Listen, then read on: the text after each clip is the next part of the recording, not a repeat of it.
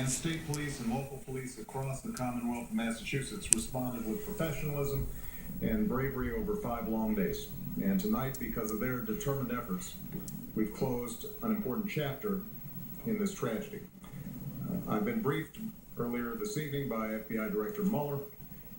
After the attacks on Monday, I directed the full resources of the federal government to be made available to help state and local authorities in the investigation and to increase security as needed.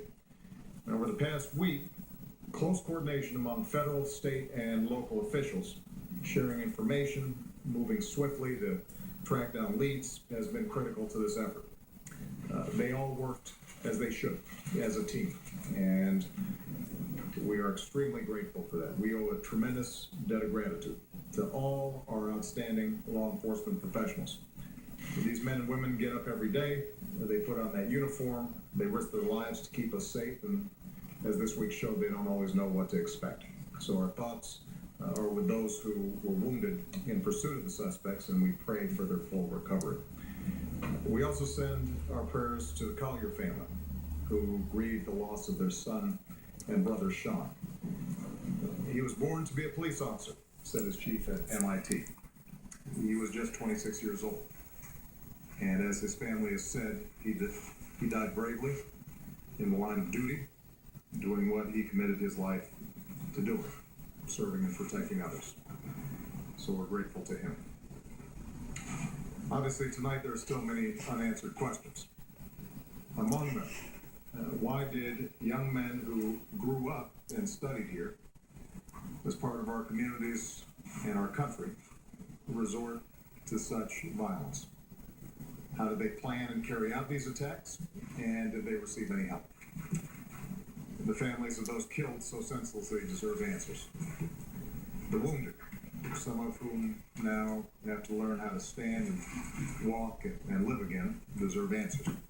And so I've instructed the FBI and the Department of Homeland Security and our intelligence community to continue to deploy all the necessary resources to support the investigation, to collect intelligence, and to protect our citizens.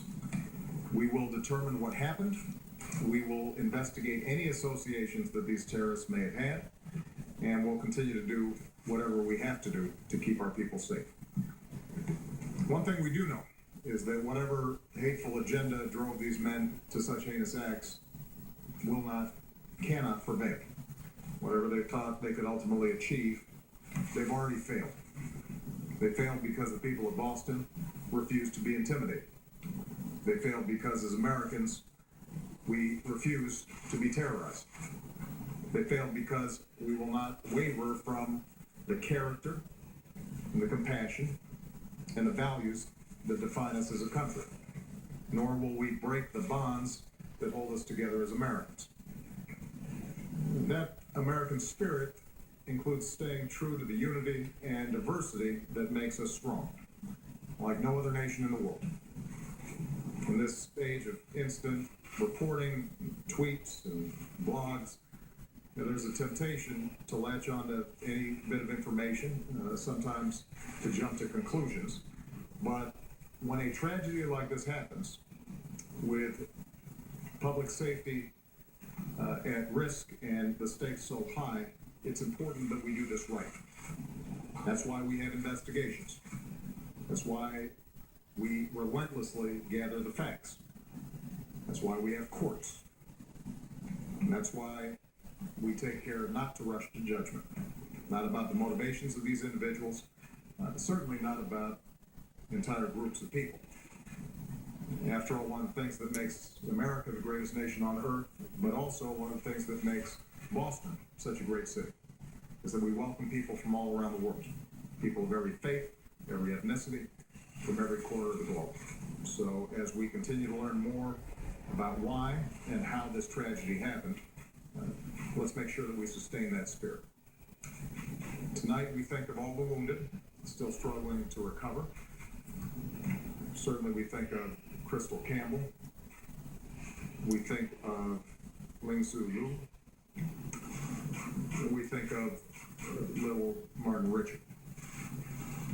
Their lives reflected all the diversity and beauty of our country. and they were sharing a great American experience together.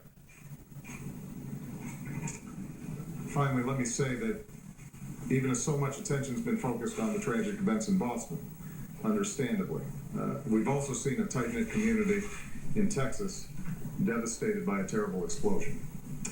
And I want them to know that they are not forgotten. Our thoughts, our prayers are with the people of West Texas, where so many good people lost their lives, some lost their homes, many are injured, many are still missing. I've talked to Governor Perry and Mayor Muska, and I've pledged that the people of West will have the resources that they need to recover and rebuild. And I want everybody in Texas to know that we will follow through with those commitments. All in all, this has been a tough week, but we've seen the character of our country once more. And as president, I'm confident that we have the courage and the resilience and the spirit to overcome these challenges and to go forward as one nation under God, indivisible, with liberty and justice for all. Thank you very much, everybody. You've been listening to President Obama.